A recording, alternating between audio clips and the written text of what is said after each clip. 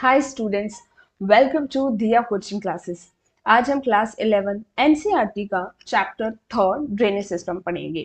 आज के लेक्चर के अंदर हम दो टॉपिक कवर करेंगे। फर्स्ट है द हिमालयन ड्रेनेज और सेकेंड है evolution of Himalaya drainage. Previous lecture के अंदर हमने चैप्टर थर्ड का इंट्रोडक्शन पढ़ा था और इंट्रोडक्शन में हमने काफी इंपॉर्टेंट टर्म्स के बारे में पढ़ा था, जैसे कि डेंट्रिक पैटर्न क्या होता है, रेडियल पैटर्न क्या होता है, सेंट्रीपिटल पैटर्न क्या होता है और काफी सारे ऐसे इंपॉर्टेंट टर्म्स थे जैसे कि कैचमेंट एरिया, ड्रेनेज बेसिन और इटसेल्फ ड्रेनेज सिस्टम क्या होता है।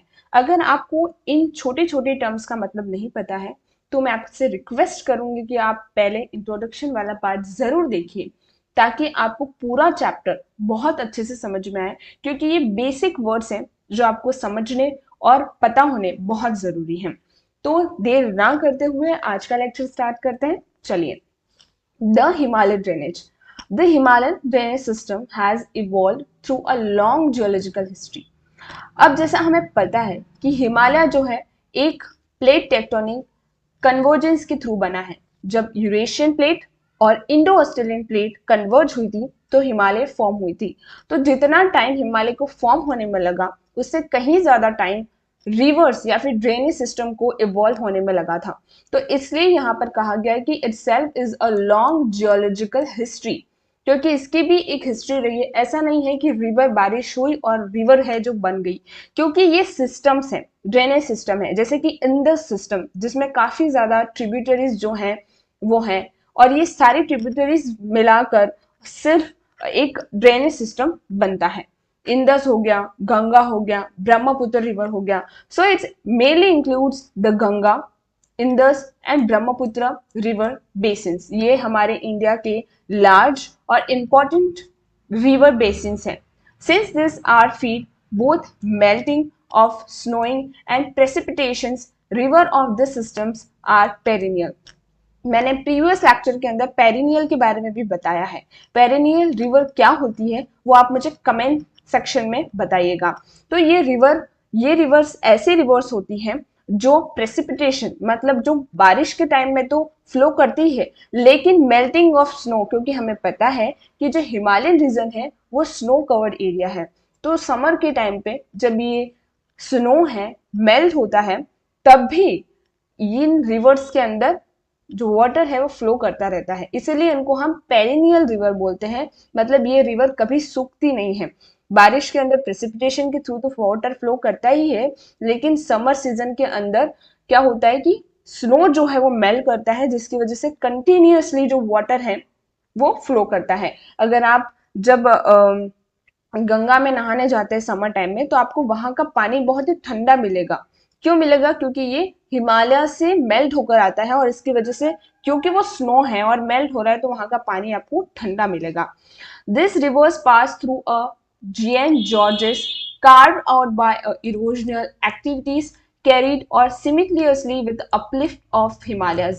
जैसा कि मैंने कहा इसकी एक लॉन्ग जियोलॉजिकल हिस्ट्री होती है। अब लॉन्ग जियोलॉजिकल हिस्ट्री का मतलब ये नहीं है कि रिवर को फॉर्म होने में काफी टाइम लगता है, लेकिन रिवर 3 स्टेजेस के अंदर होती है, यूथ, म्योच्योर और ओल्ड। जैसे कि अगर एक रिवर की फ्लो मतलब ये इस माउंटेन से अगर निकल रही है और यहाँ से इस तरह से फ्लो कर रही है और धीरे धीरे जा रही है और फिर ओशन के अंदर डिस्चार्ज हो जाती है, तो ये पूरी जो इसकी जर्नी होती है वो 3 पार्ट के अंदर डिवाइड होती है। जैसे कि अगर फर्स्ट हम बात करें तो ये हो गया हमारे यूथ, जहां से वो इतना ज्यादा इरोशन करती है और जॉर्जेस बनाती है, इरोजनल एक्टिविटी करती है और फ्लो करती है, वैलीज को बीच में कट करके कार्व करके अपना रास्ता बनाती है और ये फ्लो करती है माउंटेन्स के बीच। इसके बाद यहाँ पर आता है ये म्योच्योर एज। ये म्योच्योर एज के अंदर अपनी जो इरोजन एक्टिविटी है वो काफी कम कर लेती है, क्योंकि इसका जो कैपेसिटी होती है या फिर इसकी जो वेलोसिटी होती है फ्लो करने की वो कम हो जाती है, और जब वेलोसिटी कम हो जाएगी इसका प्रेशर कम हो जाएगा, फ्लोइंग जो वेलोसिटी है वो कम हो जाएगी, तो उसकी इरोजन एक्टिविटी इनडायरेक्टली कम हो जाती है। और इसके बाद थर्ड स्टेज आता है हमारा ओल्ड स्टेज। ये जो स्टेज होता है उसके अंदर रिवर मेनली बिल्कुल ही स्लो फ्लो करती है और ओशन के अंदर जाकर अपना वाटर को क्या करती है, डिस्चार्ज करती है। इसलिए म्योच्योर वाले पार्ट में और ओल्ड जो रीजन होता है, ओल्ड स्टेज का जो रीजन होता है, वहां पर काफी ज्यादा एल्यूवियल जो सॉइल्स होती है वो डिपॉजिट हमको मिलती है। आगे चलते, besides deep George's this reverse also form a V shape valley. V shape valley क्या होती है, जैसे कि ये दो वैलीज हैं और इन दोनों के बीच में पहले तो ये इस तरह से थी, लेकिन क्योंकि रिवर कंटिन्यूअसली यहाँ से आ रही है तो ये जो पार्ट होता है बिटवीन टू वैलीज के बीच में जो पार्ट होता है उसको इरोजन एक्टिविटी के थ्रू ये रिवर जो है वो बिल्कुल ही क्या करती है, कट कर देती है और एक वी शेप्ड वैली को क्या ये फॉर्म करती है, वाटरफॉल्स फॉर्म करती है। क्योंकि अगर कोई रीजन इस तरह से है और ये पूरा माउंटेन है और यहाँ से रिवर फ्लो करती हुई आ रही है, तो यहाँ से सीधा ये रिवर जो है वो कहाँ जाता है, नीचे फ्लो करता है, तो ये क्या बन जाते हैं, वाटरफॉल्स बन जाते हैं फ्रॉम माउंटेन्स कोर्सेस। तो ये रिवर सिर्फ जॉर्जेस नहीं लेकिन वी शेप्ड वैलीज भी बनाते हैं, वाटरफॉल्स भी बनाती हैं। आगे चलते हैं हम, in Himalayas reaches the course of this river is highly tortuous. मतलब जब ये हिमालय रीजन से निकलती है, जैसा कि मैंने कहा कि ये अपने यूथ स्टेज के अंदर रहती है, और जब रिवर अपनी यूथ स्टेज के अंदर रहेगी तो ये बहुत ज्यादा रहेगी। जैसे कि अगर एक रिवर को हम एक ह्यूमन बींग की लाइफ से कंपेयर करते हैं, तो जब बच्चा छोटा रहता है तो बहुत ज्यादा मस्ती करता है, बहुत ज्यादा नटखट रहता है। उसी तरह जब रिवर अपने यूथ स्टेज के अंदर होती है तो वो बहुत ही ज्यादा फोर्स लगाती है, बहुत ज्यादा इरोजन एक्टिविटी करती है, या फिर बहुत ज्यादा अपने जो रूट है उसको चेंज करती हुई चलती है। But over the plains they display a strong meanders. तो म्योचर एज के अंदर मिएंडर्स बनने शुरू हो जाते हैं, tendency, and shift their course frequently, और अपने कोर्स बहुत ज्यादा शिफ्ट करती रहती है। अगर मैं बात करूं, मिएंडर्स जो है वो म्योचर एज के अंदर ही बनते हैं, लेकिन झेलम एकमात्र रिवर है जो अपने यूथ स्टेज के अंदर मिएंडर्स बनाती है।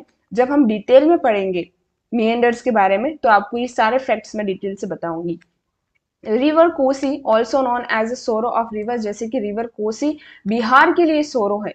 मतलब क्यों बिहार के लिए दुख है, क्योंकि जब फ्लड्स होते हैं, फ्लड के टाइम पे या फिर बहुत ज्यादा प्रेसिपिटेशन होता है, बारिश होती है, तो कोसी अपना जो फ्लड प्लेन है उससे बाहर चली जाती है और बिहार के अंदर काफी ज्यादा बाढ़ आ जाती है।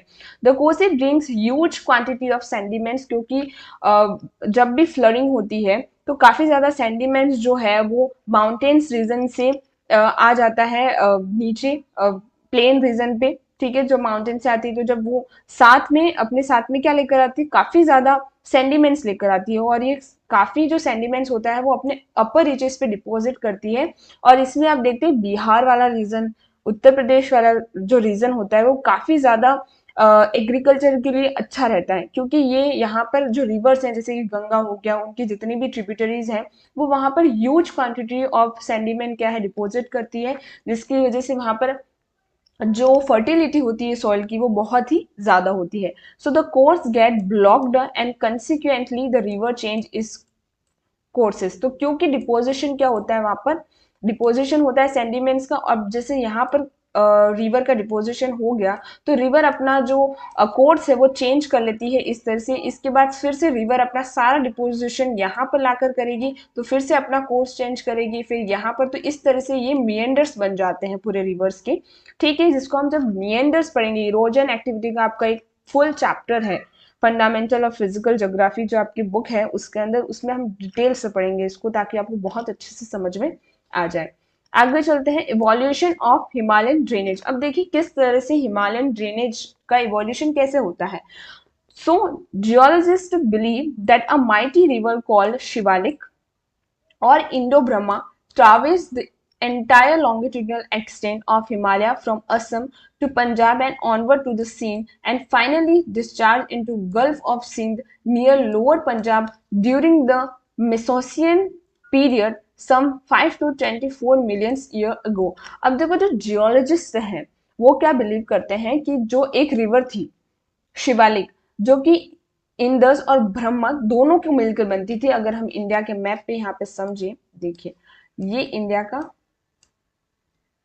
इस तरह से मैप है, यहां से ब्रह्मपुत्र जो रिवर है वो होती है, और यहां से इंदस रिवर होती है फ्लो, ठीक है। अब देखो एक टाइम था कि ये रिवर जो है वो पूरी मिली हुई थी, मतलब इस तरह से ये फ्लो करती थी, ठीक है। दो ये एक शिवालिक रिवर थी जिसका नाम हिस्ट्री के अंदर शिवालिक था, और ये इंडो ब्रह्मा दोनों से मिलकर बनती थी। एक इतनी लंबी, मतलब एक लॉन्गिट्यूडनल एक्सटेंट था हिमालय का, फ्रॉम असम से लेकर पंजाब तक एंड ऑनवर्ड टू सिंध, और ये सिंध में जाकर डिस्चार्ज करती थी अपना water, and finally discharge into the gulf of Sindh and near lower Punjab during the Miocene period, जो कि 5 to 24 मिलियन ईयर एगो था। अब ये बिलीव है किसका, जियोलॉजिस्ट का। The Shivalik remarkable lacustrine origin and alluvial deposit. अब देखिए, ये एक एल्यूवियल डिपॉजिट तो है, लेकिन साथ ही में एक चीज मैं आपको यहाँ पर बताना चाहूंगी कि लेसिस्ट्रीन का मतलब होता है किसी लेक से ओरिजिन करना। ठीक है, तो जो शिवालिक है एक लेक से ओरिजिन थी, और इसका जो एल्यूवियल डिपॉजिट है consistent of sand, silts, clay, boulders and conglomerates supports. काफी ज्यादा मतलब ये डिपॉजिट करता था, जैसे कि हर रिवर अपना डिपोजिशन करती है, सैंड, सिल्क, क्ले, ये सारी चीजें। तो एक जब हिमालयस फॉर्म हो रहे थे, ऐसा कहा जाता है कि जब हिमालयस फॉर्म हो रहे थे तो ये दो जो रिवर है इन दोनों के बीच में यहाँ पर जो माउंटेन्स हैं वो फॉर्म होंगे, जिसकी वजह से ये दोनों रिवर जो है वो डिवाइड हो गई, और उनका जो कोर्स है फ्लो करने का वो भी चेंज हो गया था। The course of Indo Brahma river was dismembered, 3 भाग में डिवाइड हुई थी। पहला है इंडस सिस्टम, दूसरा है गंगा सिस्टम, और तीसरा है Brahmaputra system. The dismember was probably to the Palestinian upheaval in the western Himalayas के अंदर जब upheaval हुआ था, जब हिमालयस फॉर्म हुए थे उस टाइम पे, and including the upliftment of Potwar प्लेटू। जब हमने प्लेटूस के बारे में पढ़ा था, मैंने बताया था कि पोटवार प्लेटू कहाँ पर है, आप मुझे कमेंट सेक्शन के अंदर बताइएगा। Which acted as a water divide between Indus and Ganga drainage system का। तो यहाँ से जैसे कि गंगा बहती है, ठीक है, यहाँ पर जब फॉर्म हुए होंगे तो कुछ वाटर यहाँ से यूं गया होगा इस तरह से, कुछ यहाँ से फ्लो किया होगा, कुछ यहाँ से फ्लो किया होगा, और जो पोटवार प्लेटू है वो इंदस रिवर और गंगा रिवर के वाटर को क्या करता है, डिवाइड करता है, ड्रेनेज सिस्टम को डिवाइड करता है।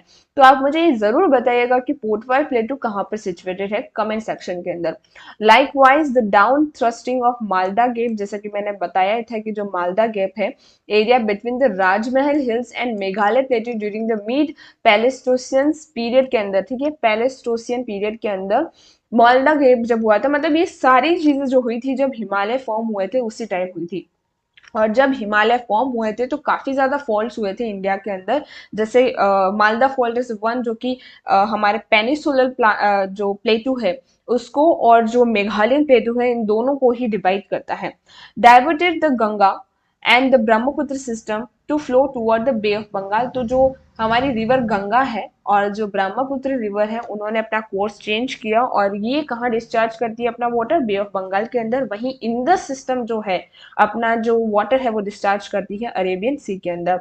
The river system of Himalayan drainage, तो हमारे हिमालयन ड्रेनेज सिस्टम का इवोल्यूशन पड़ा कि भाई ये पहले एक रिवर थी जिसका नाम था शिवालिक, जो कि असम से लेकर सिंध तक इतनी लॉन्ग, इसका जो लॉन्गिट्यूडनल स्ट्रेच था इतना लंबा, लेकिन western part of north west part के अंदर कुछ अपलिफ्टमेंट हुआ जिससे हम हिमालय के नाम से जानते हैं, जिसकी वजह से ये एक रिवर जो है वो 3 रिवर के अंदर क्या हुई, डिवाइड हुई, जिसमें फर्स्ट है इंदस, सेकेंड है ब्रह्मपुत्र और थर्ड है द गंगा। तीनों ने अपने कोर्स चेंज किए, और इसी वजह से हिमालयन ड्रेनेज सिस्टम का आज हम जो देखते हैं in the system, Ganga system और ब्रह्मपुत्र सिस्टम का इवोल्यूशन हुआ। ये बहुत ही इंपॉर्टेंट लेक्चर था कि किस तरह से तीनों ही रिवर सिस्टम इवॉल्व हुई, उसकी हिस्ट्री के बारे में जानना बहुत ही इंपॉर्टेंट है, क्योंकि जब भी हम Indus system, Ganga system, Brahmaputra system पढ़ेंगे आने वाले लेक्चर के अंदर, तो हमें ये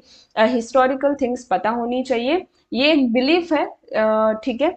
सो हम आने वाले लेक्चर्स के अंदर सेपरेट लेक्चर के अंदर the Indus system, the Ganga system और ब्रह्मपुत्र सिस्टम के बारे में पढ़ेंगे। आई होप आपको लेक्चर बहुत अच्छे से समझ में आया होगा। अगर आपको कोई भी डाउट है लेक्चर को लेकर, कोई भी डाउट है, तो प्लीज आप कमेंट सेक्शन के अंदर पूछ सकते हैं, और प्लीज एक लाइक शेयर सब्सक्राइब जरूर करिएगा और हमें सपोर्ट जरूर करिएगा। Thank you very much for your support and thank you very much.